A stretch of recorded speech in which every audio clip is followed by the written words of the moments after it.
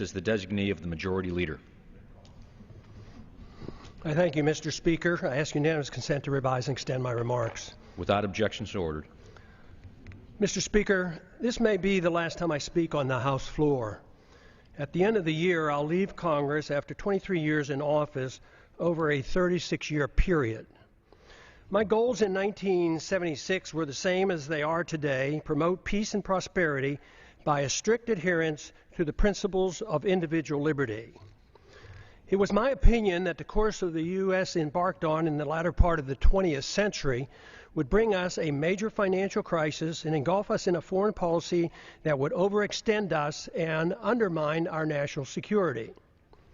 To achieve these goals, I thought the government would have had to shrink in size and scope, reduce spending, change the monetary system, and reject the unsustainable costs of policing the world and expanding the American empire.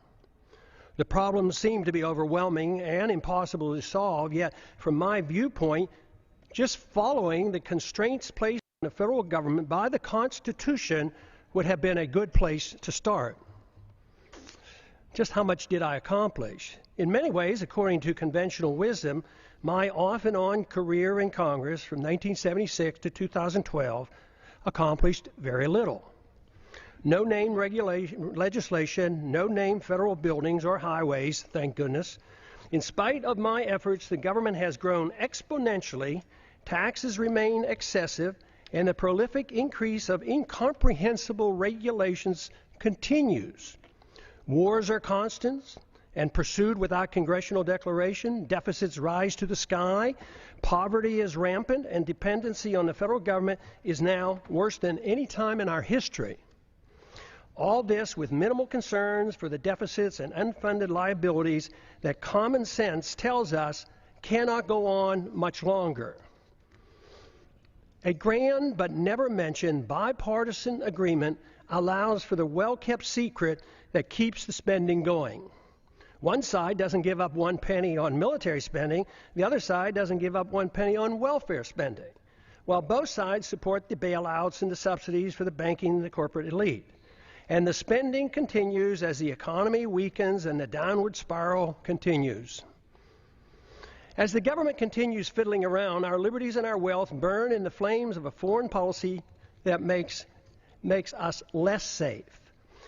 The major stumbling block to real change in Washington is the total resistance to admitting that the country is broke. This has made compromising just to agree to increase spending inevitable, since neither side has any intention on cutting spending. The country and the Congress will remain divisive since there's no loot left to divvy up. Without this recognition, the spenders in Washington will continue to march toward a fiscal cliff much bigger than the one anticipated this coming January. I've thought a lot about why those of us who believe in liberty as a solution have done so poorly in convincing others of its benefits. If liberty is what we claim it is, the principle that protects all personal, social, and economic decisions necessary for maximum prosperity and the best chance for peace, it should be an easy sell. Yet history has shown that the masses have been quite receptive to the promises of authoritarians, which are rarely, if ever, fulfilled. Should we have authoritarianism or liberty? If authoritarianism leads to poverty and war and less freedom for all individuals and is controlled by rich special interests, the people should be begging for liberty. There certainly was a strong enough sentiment for more freedom at the time of our founding that motivated those who were willing to fight in the revolution against the powerful British government. During my time in Congress, the appetite for liberty has been quite weak. The understanding of its significance negligible. Yet the good news is that compared to 1976, when I first came to Congress, the desire for more freedom and less government in 2012 is much greater and growing, especially in grassroots America. Tens of thousands of teenagers and college-age students are, with great enthusiasm, welcoming the message of liberty. I have a few thoughts as to why the people of a country like ours, once the freest and most prosperous, allowed the conditions to deteriorate to the degree that they have. Freedom, private property, and enforceable voluntary contracts generate wealth. In our early history, we were very much aware of this. But in the early part of the 20th century, our politicians promoted the notion that the tax and monetary system had to change. If we were to involve ourselves in excessive domestic and military spending, that is why Congress gave us the Federal Reserve and the income tax. The majority of Americans and many government officials agreed that sacrificing some liberty was necessary to carry out what some claim to be progressive ideas. Pure democracy became acceptable.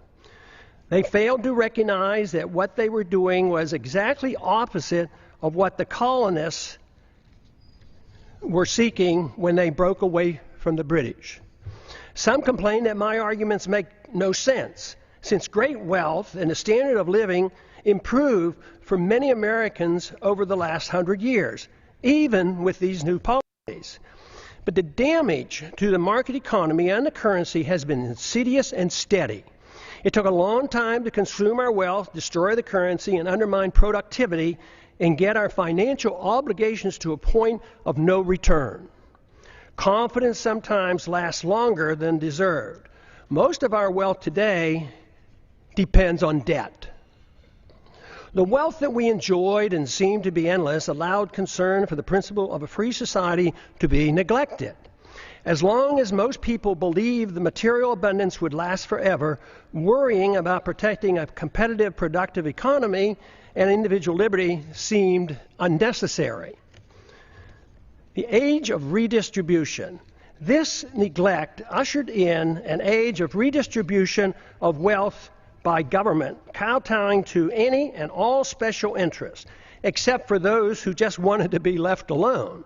That is why today, money in politics far surpasses money currently going into research and development and productive entrepreneurial efforts. The material benefits became more important than the understanding and promoting the principles of liberty and a free market. It is good that material abundance is a result of liberty, but materialism is all that we care. If materialism is all that we care about, problems are guaranteed.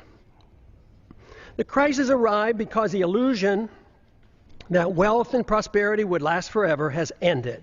Since it was based on debt and a pretense that debt can be papered over by an out-of-control fiat monetary system, it was doomed to fail. We have ended up with a system that doesn't produce enough even to finance the debt, and no fundamental understanding of why a free society is crucial to reversing these trends. If this is not recognized, the recovery will linger for a long time. Bigger government, more spending, more debt, more poverty for the middle class, and a more intense scramble by the elite special interests will continue.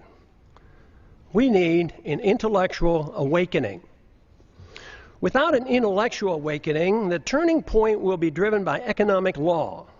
A dollar crisis will bring the current out-of-control system to its knees. If it's not accepted that big government, fiat money, ignoring liberty, central economic planning, welfareism, and warfareism caused our crisis, we can expect a continuous and dangerous march toward corporatism and even fascism, with even more loss of our liberties. Prosperity for a large middle class, though, will become an abstract dream. This continuous move is no different than what we have seen in how our financial crisis of 2008 was handled. Congress first directed, with bipartisan support, bailouts for the wealthy. Then it was the Federal Reserve with its endless quantitative easing. If at first it doesn't succeed, try again. QE1, QE2, QE3, and with no results, we try QE indefinitely. That is, until it too fails. There is a cost to all of this, and let me assure you, delaying the payment is no longer an option. The rules of the market will extract its pound of flesh, and it won't be pretty. The current crisis elicits a lot of pessimism, and the pessimism adds to less confidence in the future. The two feed on themselves, making our situation worse. If the underlying cause of the crisis is not understood, we cannot solve our problems. The issue of warfare and welfare, deficits, inflationism and corporatism, bailouts and authoritarianism cannot be ignored. By only expanding these policies, we cannot expect good results. Everyone claims support for freedom, but too often it's for one's own freedoms and not for others. Too many believe that there must be limits on freedom. They argue that freedom must be directed and managed to achieve fairness and equality, thus making it acceptable to curtail through force certain liberties. Some decide what and whose freedoms to be limited. These are the politicians whose goal in life is power. Their success depends on gaining support from special interests. We don't need more isms. The great news is the answer is not to be found in more isms. The answers are to be found in more liberty, which costs so much less. Under these circumstances, spending goes down, wealth production goes up, and the quality of life improves. Just this recognition, especially if we move in this direction, increases optimism, which in itself is beneficial. The follow-through with sound policies are required, which must be understood and supported by the people. But there is good evidence that the generation coming of age at the present time is supportive of moving in the direction of more liberty and self-reliance. The more this change in direction and the solutions become known, the quicker will be our return to optimism. Our job for those of us who believe that a different system than the one that we had for the last 100 years has driven us to this unsustainable crisis is to be more convincing that there is a wonderful, uncomplicated, and moral system that provides the answers. We had a taste of it in our early history. We need not give up on the notion of advancing this cause. It worked, but we allowed our leaders to concentrate on the material abundance that freedom generates while ignoring freedom itself. Now we have neither, but the door is open out of necessity for an answer. The answer available is based on the Constitution, individual liberty, in prohibiting the use of government force to provide privileges and benefits to all special interests. After over 100 years, we face a society quite different from the one that was intended by the founders. In many ways, their efforts to protect future generations with the Constitution from this danger has failed. Skeptics at the time of the Constitution, was written in 1787, warned us of today's possible outcome. The insidious nature of the erosion of our liberties and the reassurance our great abundance gave us allowed the process to evolve into a dangerous period in which we now live. Dependency on government largesse. Today, we face a dependency on government largesse for almost every need. Our liberties are restricted and government operates outside the rule of law, protecting and rewarding those who buy or coerce government into satisfying their demands. Here are a few examples. Undeclared wars are commonplace. Welfare for the rich and poor is considered an entitlement. The economy is overregulated, overtaxed, and grossly distorted by a deeply flawed monetary system. Debt is growing exponentially. The Patriot Act and FISA legislation passed without much debate have resulted in a steady erosion of our Fourth Amendment rights. Tragically, our government engages in preemptive war, otherwise known as aggression, with no complaints from the American people. The drone warfare we are pursuing worldwide is destined to end badly for us as the hatred builds, for innocent lives lost and the international laws flaunted. Once we are financially weakened and militarily challenged, there will be a lot of resentment thrown our way. It's now the law of the land that the military can arrest American citizens, hold them indefinitely without charges or a trial. Rampant hostility toward free trade is supported by a large number in Washington.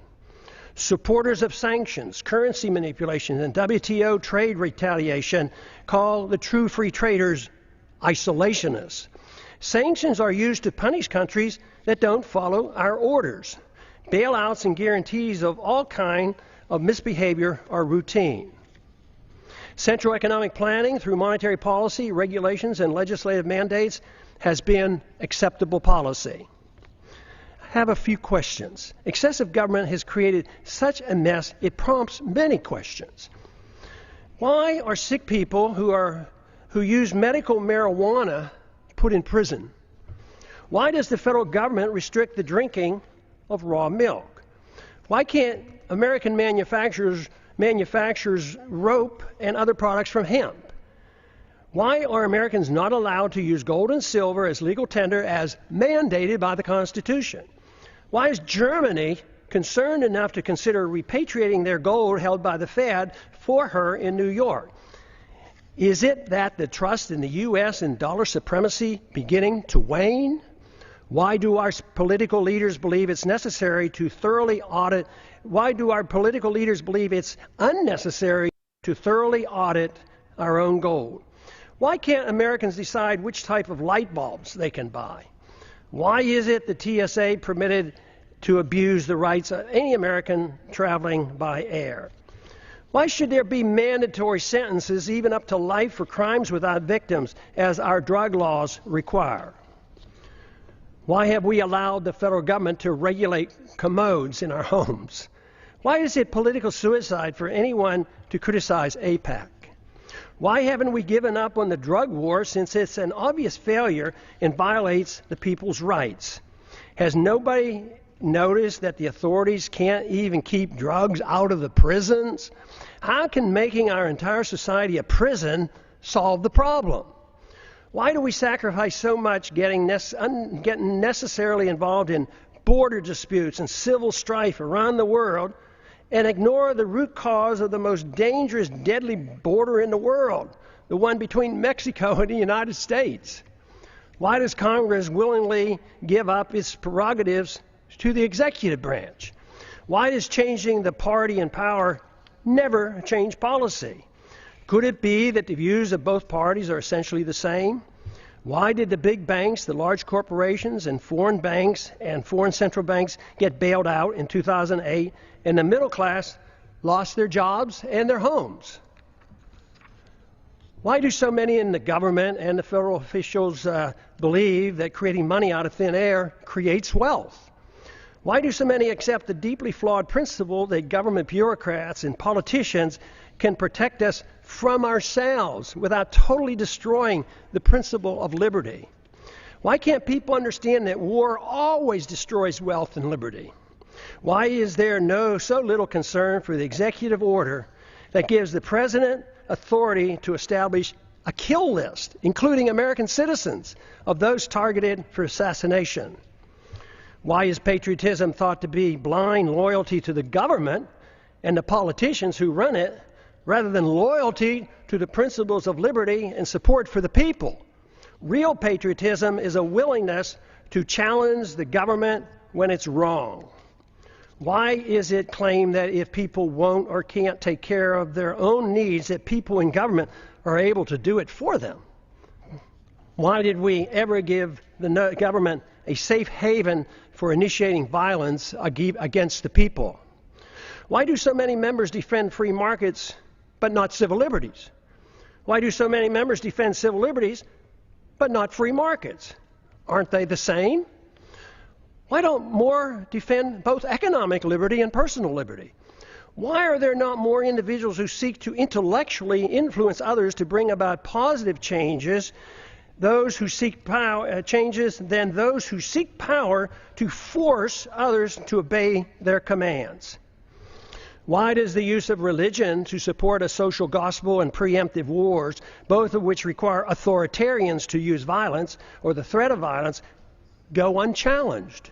Aggression and forced redistribution of wealth has nothing to do with the teachings of the world's great religions. Why do we allow the government and the Federal Reserve to disseminate false information dealing with both economic and foreign policy? Why is democracy held in such high esteem when it's the enemy of the minority and makes all rights relative to the dictates of the majority? Why should anyone be surprised that Congress has no credibility since there's such a disconnect between what politicians say and what they do? Is there any explanation for all the deception, the unhappiness, the fear of the future, the loss of confidence in our leaders, the distrust and the anger and frustration? Yes, there is. And there's a way to reverse these attitudes. The negative perceptions are logical and a consequence of bad policies bringing about our problems. Identification of the problems and recognizing the cause allow the proper changes to come easily. We should have more trust in ourselves, less in the government. Too many people have far too long placed too much confidence and trust in government and not enough in themselves. Fortunately, many are now becoming aware of the seriousness of the gross mistakes of the past several decades. The blame is shared by both political parties. Many Americans now are demanding to hear the plain truth of things and want the demagoguing to stop. Without this first step, solutions are impossible. Seeking the truth and finding the answers in liberty and self-reliance promotes the optimism necessary for restoring prosperity. The task is not that difficult if politics doesn't get in the way. We have allowed ourselves to get into such a mess for various reasons. Politicians deceive themselves as to how wealth is produced. Excessive confidence is placed in the judgment of politicians and bureaucrats. This replaces the confidence in a free society.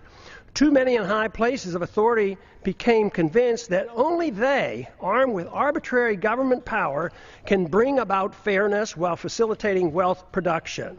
This always proves to be a utopian dream and destroys wealth and liberty. It impoverishes the people and rewards the special interests who end up controlling both parties.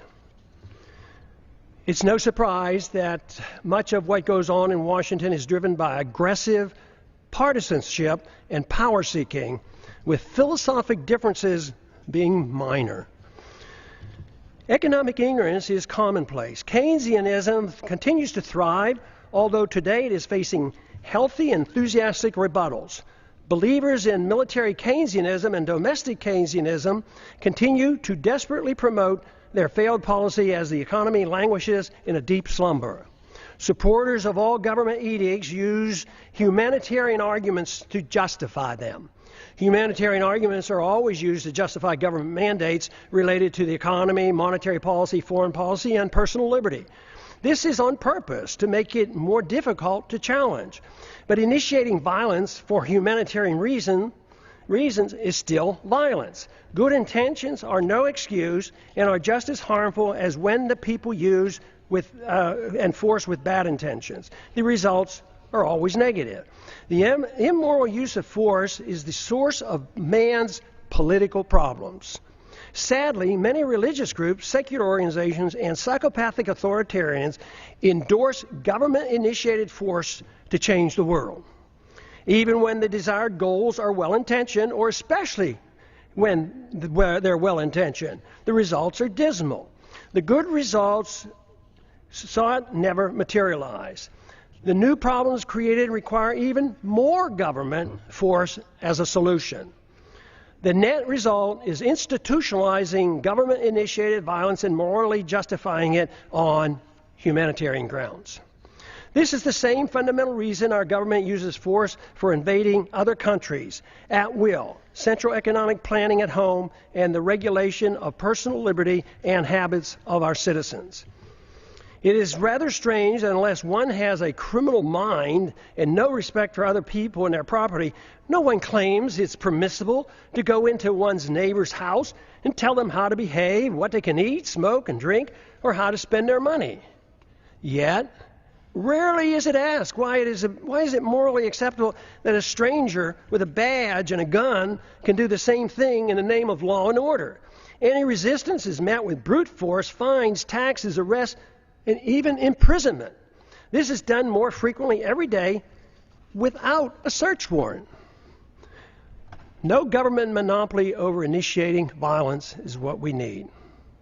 Restraining aggressive behavior is one thing, but legalizing a government monopoly for initiating aggression can only lead to exhausting liberty associated with chaos, anger, and a breakdown of civil society. Permitting such authority and expecting a saintly behavior from the bureaucrats and the politicians is a pipe dream. We now have a standing army of armed bureaucrats in the TSA, CIA, FBI, Fish and Wildlife, FEMA, IRS, Corps of Engineers, etc., numbering over 100,000. Citizens are guilty until proven innocent in the unconstitutional administrative courts. Government in a free society should have no authority to meddle in the social activities or the economic transactions of individuals, nor should government meddle in the affairs of other nations.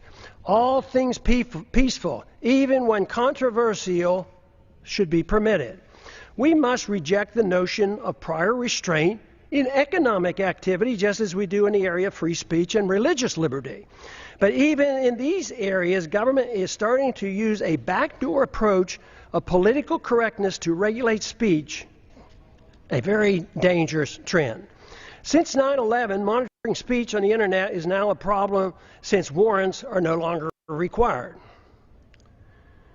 The proliferation of federal crimes. The Constitution established 4 federal crimes. Today, the experts can't even agree on how many federal crimes are now on the books. They number into the thousands. No one person can comprehend the enormity of the legal system, especially the tax code. Due to the ill-advised drug wars and the endless federal expansion of the criminal code, we have over 6 million people under correctional suspension, more than the Soviets ever had and more than any other nation today, including China. I don't understand the complacency of the Congress and the willingness to continue their obsession with passing more federal laws. Mandatory sentencing laws associated with drug laws have compounded our prison problems. The Federal Register is now 75,000 pages long, and the tax code 72,000 pages, and expands every year. When will the people start shouting, enough is enough, and demand Congress to cease and desist? What we should be doing is achieving liberty. Liberty can only be achieved when government is denied the aggressive use of force. If one seeks liberty, a precise type of government is needed. To achieve it, more than lip service is required. There are 2 choices available. 1, a government designed to protect liberty is a natural right as its sole objective. The people are expected to care for themselves and reject the use of any force for interfering with another person's liberty. Government is given a strictly limited authority to enforce contracts, property ownerships, settles disputes, and defend against foreign aggression. Number 2, a government that pretends to protect liberty but is granted power to arbitrarily use force over the people and foreign nations. Though the grant of power many times is meant to be small and limited, it inevitably metastasizes into an omnipotent political cancer. This is the problem for which the world has suffered throughout the ages. Though meant to be limited, it nevertheless is a 100% sacrifice of the principle that would-be tyrants find irresistible. It is used vigorously, though incrementally and insidiously. Granting power to government officials always proves the adage that power corrupts. Once government gets a limited concession for the use of force to mold people's habits and plan the economy, it causes a steady erosion and a steady move toward tyrannical government. Only a revolutionary spirit can reverse the process and deny the government this arbitrary use of aggression. There is no in-between. Sacrificing a little liberty for imaginary safety always ends badly.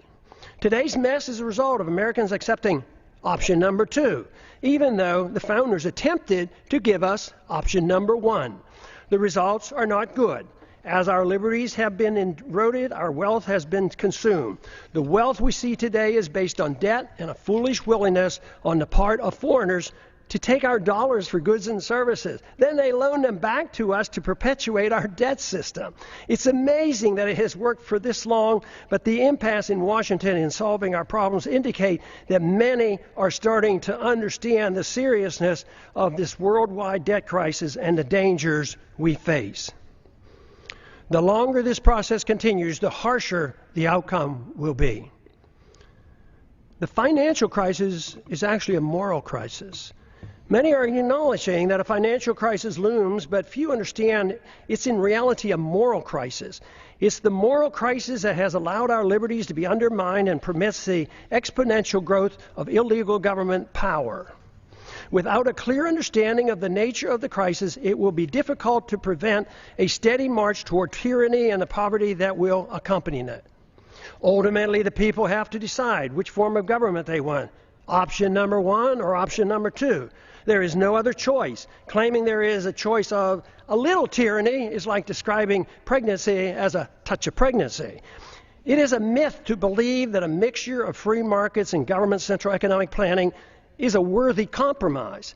What we see today is a result of that type of thinking, and the results speak for themselves. A culture of violence. Americans now suffer from a culture of violence. It is easy to reject the initiation of violence against one's neighbor, but it's ironic that the people arbitrarily and freely anoint government officials with monopoly power to initiate violence against the American people, practically at will. Because it's the government that initiates force, most people accept it as being legitimate. Those who exert the force have no sense of guilt. It is believed by too many, that governments are morally justified in initiating violence supposedly to do good. They incorrectly believe that this authority has come from the consent of the people. The minority, or victims of government violence, never consented to suffer the abuse of government mandates, even when dictated by the majority. Victims of TSA excesses never consented to this abuse. This attitude has given us a policy of initiating war to do good as well. It is claimed that war to prevent war for noble purposes is justified. This is similar to what we were once told that, quote, destroying a village to save a village, close quote, was justified. It was said by a U.S. Secretary of State that the loss of 500,000 Iraqis, mostly children, in the 1990s as a result of American bombs and sanctions was worth it to achieve the good we brought to the people of Iraq. And look at the mess that Iraq is in today. Government use of force to mold social and economic behavior at home and abroad has justified individuals using force on their own terms. The fact that violence by government is seen as morally justified is the reason why violence will increase when the big financial crisis hits and becomes a political crisis as well. First, we recognize that individuals shouldn't initiate violence. Then we give the authority to the government. Eventually, the immoral use of government violence, when things go badly, will be used to justify an individual's right to do the same thing. Neither the government nor individuals have the moral right to initiate violence against another, yet we are moving toward the day when both will claim this authority. If this cycle is not reversed, society will break down. When needs are pressing and conditions deteriorate and rights become relative to the demands and the whims of the majority, it's then not a great leap for individuals to take it upon themselves to use violence to get what they claim is theirs. As the economy deteriorates and the wealth discrepancy increase, as they already are occurring, violence increases as those in need take it in their own hands to get what they believe is theirs. They will not wait for a government rescue program. When government officials wield power over others to bail out the special interests, even with disastrous results to the average citizens, they feel no guilt for the harm they do. Those who take us into undeclared wars, with many casualties resulting, never lose sleep over the deaths and the destruction their bad decisions caused. They are convinced that what they do is morally justified, and the fact that many suffered just can't be helped. When the street criminals do the same thing, they too have no remorse, believing that they are only taking what is rightfully theirs. All moral standards become relative, whether it's bailouts, privileges, government subsidies, or benefits for some from inflating a currency. It's all part of a process justified by a philosophy of forced redistribution of wealth. Violence or a threat of such is the instrument required and unfortunately is of little concern of most members of Congress. Some argue it's only a matter of fairness, that those in need are cared for. There are two problems with this. First, the principle is used to provide a greater amount of benefits to the rich than to the poor. Second, no one seems to be concerned about whether or not it's fair to those who end up paying for all the benefits. The costs are usually placed on the backs of the middle class and are hidden from the public eye.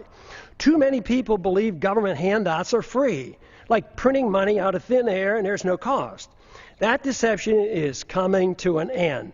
The bills are coming due, and that's what the economic slowdown is all about. Sadly, we have become accustomed to living with the illegitimate use of force by government. It is the tool for telling the people how to live, what to eat and drink, what to read, and how to spend their money. To develop a truly free society, the issue of initiating force must be understood and rejected. Granting to government even a small amount of force is a dangerous concession. Limiting government excesses versus a virtuous moral people. Our Constitution, which was intended to limit government power and abuse, has failed. The founders warned that a free society depends on a virtuous and moral people. The current crisis reflects that their concerns were justified. Many politicians and pundits are aware of the problems we face, but spend all their time in trying to reform government. The sad part is that the suggested reforms almost always leads to less freedom, and the importance of a virtuous and moral people is either ignored or not understood. The new reforms serve only to further undermine liberty. The compounding effect has given us the steady erosion of liberty and the massive expansion of debt. The real question is, if it is liberty we seek, should most of the emphasis be placed on government, reform, or trying to understand what a virtuous and moral people means and how to promote it? The Constitution has not prevented the people from demanding handouts for both rich and poor in their efforts to reform the government, while ignoring the principles of a free society. All branches of our government today are controlled by individuals who use their power to undermine liberty and enhance the welfare warfare state and frequently their own wealth and power. If the people are unhappy with the government performance, it must be recognized that government is merely a reflection of an immoral society that rejected a moral government of constitutional limits on power and love of freedom. If this is the problem, all the tinkering with thousands of pages of new laws and regulations will do nothing to solve the problem. It is self-evident that our freedoms have been severely limited, and the apparent prosperity we still have is nothing more than leftover wealth from a previous time. This fictitious wealth based on debt and benefits from a false trust in our currency and credit will play havoc with our society when the bills come due. This means that the full consequence of our lost liberties is yet to be felt.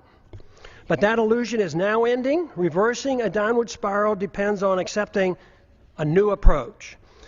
Expect the rapidly expanding homeschooling movement to play a significant role in the revolutionary reforms needed to rebuild a free society with constitutional protections. We cannot expect a federal government-controlled school system to provide the intellectual ammunition to combat the dangerous growth of government that threatens our liberties.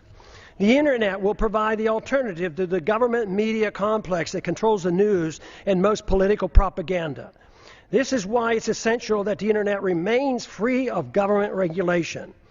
Many of our religious institutions and secular organizations support greater dependency on the state by supporting war, welfare, and corporatism, and ignore the need for a virtuous people.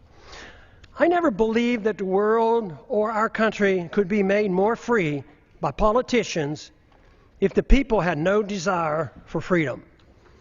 Under the current circumstances, the most we can hope to achieve in the political process is to use it as a podium to reach the people, to alert them of the nature of the crisis and the importance of their need to assume responsibility for themselves. If it is liberty that they truly seek, without this, a constitutionally protected free society is impossible. If this is true, our individual goal in life ought to be for us to seek virtue and excellence and recognize that self-esteem and happiness only comes from using one's natural ability in the most productive manner possible, according to one's own talents. Productivity and creativity are the true source of personal satisfaction. Freedom and not dependency provides the environment needed to achieve these goals. Government cannot do this for us. It only gets in the way. When the government gets involved, the goal becomes a bailout or a subsidy, and these cannot provide a sense of personal achievement. Achieving legislative power and political influence should not be our goal. Most of the change, if it is to come, will not come from the politicians, but rather from individuals, family, friends, intellectual leaders, and our religious institutions. The solution can only come from rejecting the use of coercion, compulsion, government commands, and aggressive force to mold social and economic behavior. Without accepting these restraints, inevitably the consensus will be to allow the government to mandate economic equality and obedience to the politicians who gain power and promote an environment that smothers the freedoms of everyone. It is then that the responsible individuals who seek excellence and self-esteem by being self-reliant and productive become the victims. In conclusion, what are the greatest dangers that the American people face today that impede the goal of a free society? There are 5. The continuous attack on our civil liberties, which threaten the rule of law and our ability to resist the onrush of tyranny. Number 2, violent anti-Americanism that has engulfed the world. Because the phenomenon of blowback is not understood or denied, our foreign policy is destined to keep us involved in many wars that we have no business being in. National bankruptcy and a greater threat to our national security will result. Number 3, the ease in which we go to war, without a declaration by Congress, but accepting international authority from the UN or NATO, even for preemptive wars, otherwise known as aggression. A financial political crisis as a Number 4, a financial political crisis as a consequence of excessive debt, unfunded liabilities, spending, bailouts, and gross discrepancy in wealth distribution, going from the middle class to the rich. The danger of central economic planning by the Federal Reserve must be understood. World government taking over local and U.S. sovereignty by getting involved in the issues of war, welfare, trade, banking, a world currency, taxes, property, ownership, and private ownership of guns must be addressed.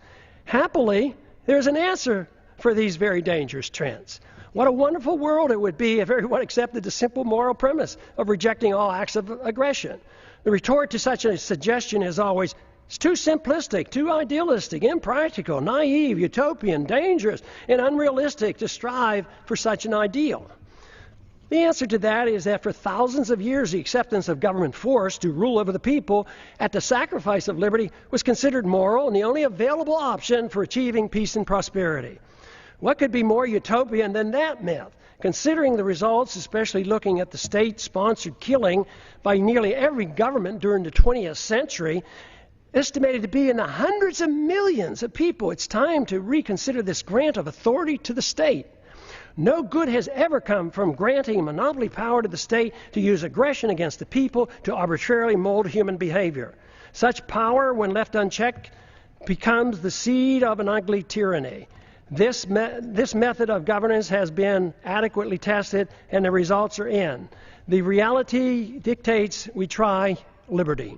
The idealism of non-aggression and rejecting the offensive use of force should be tried. The idealism of government-sanctioned violence has been abused throughout history and is the primary source of poverty and war. The theory of a society being based on individual freedom has been around for a long time. It's time to take a bold step and actually permit it by advancing this cause rather than taking a step backwards as some would like us to do today. Today, the principles of habeas corpus, established when King John signed the Magna Carta in 1215, is under attack in our own government. There's every reason to believe that a renewed effort with the use of the internet, that we can instead advance the cause of liberty by spreading an uncensored message that will serve to rein in government authority and challenge the obsession with war and welfare. What I'm talking about is a system of government guided by the moral principles of peace and tolerance. The founders were convinced that a free society could not exist without a moral people. Just writing rules won't work if the people choose to ignore them. Today, the rule of law written in the Constitution has little meaning for most Americans, especially those who work in Washington, D.C. Benjamin Franklin claimed, quote, "Only a virtuous people are capable of freedom." John Adams concurred, quote, "Our Constitution was made for a moral and religious people. It is wholly inadequate for the government of any other." A moral people must reject all violence in an effort to mold people's beliefs or habits. A society that boos or ridicules the golden rule is not a moral society. All great religions endorse the golden rule. The same moral standards that individuals are required to follow should apply to all government officials. They cannot be exempt. The ultimate solution is not in the hands of the government. The solution falls on each and every individual with guidance from family, friends, and community. The number one responsibility for each of us is to change ourselves with hope that others will follow. This is of greater importance than the working on changing the government. That is secondary to promoting a virtuous society. If we can achieve this, then the government will change. It doesn't mean that political action or holding office has no value. At times, it does nudge policy in the right direction. But what is true is that when seeking office is done for personal aggrandizement, money, or power, it becomes useless if not harmful. When political action is taken for the right reasons, it's easy to understand why compromise should be avoided. It's also become clear why progress is best achieved by working with coalitions, which bring people together without anyone sacrificing his principles. Political action, to be truly beneficial, must be directed toward changing the hearts and minds of the people, recognizing that it's virtue and morality of the people that allow liberty to flourish. The Constitution or moral laws per se have no value if the people's attitudes aren't changed. To achieve liberty and peace, two powerful human emotions have to be overcome. Number one is envy, which leads to hate and class warfare. Number two is intolerance, which leads to bigoted and judgmental policies. These emotions must be replaced with a much better understanding of love, compassion, tolerance, and free market economics. Freedom, when understood, brings people together. When tried, freedom is popular. The problem we have faced over the years has been that economic interventionists are swayed by envy, whereas social interventionists are swayed by intolerance or of habits and lifestyles. The misunderstanding that tolerance is an endorsement of certain activity motivates many to legislate moral standards which should only be set by individuals making their own choices. Both sides use force to deal with these misplaced emotions. Both are authoritarians. Neither endorses voluntarism. Both views ought to be rejected. I have come to one firm conviction after these many years of trying to figure out the plain truth of things. The best chance for achieving peace and prosperity for the maximum number of people worldwide is to pursue the cause of liberty. If you find this to be a worthwhile message, spread it throughout the land. And I yield back the balance of my time. It's back.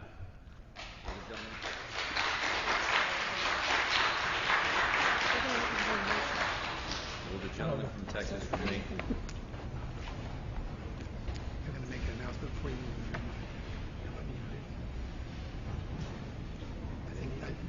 Yes, I think they're going to make an announcement. We're going to adjourn the gallery. Yeah, but they may make some of it.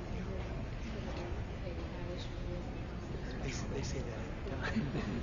Members of the gallery will be reminded that it is inappropriate to express approval or disapproval of House proceedings.